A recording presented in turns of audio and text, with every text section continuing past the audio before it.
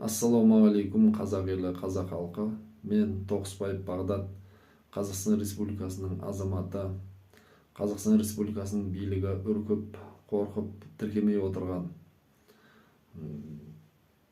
Қытаймен осы уақытқа дейін қорықпай алысып келе жатқан және де әр қазағым жалғызым деп принцип ұстанған Атажұрт партиясының мүшесімін.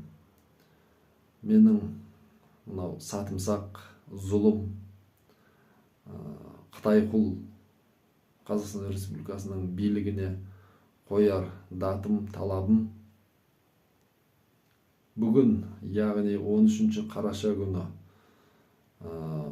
ұсталған және қамалған 30-40 шақты Атажұрт партиясының мүшесінің шартсыз дереу босатуын талап етемін.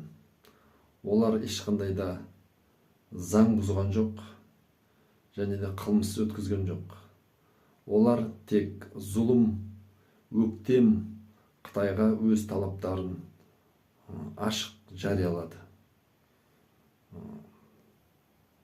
Атажұрт партиясының қойған даты менің датым, Атажұрт партиясының қойған талабы менің талабым. Атажұрт партиясы алға, біз біргеміз.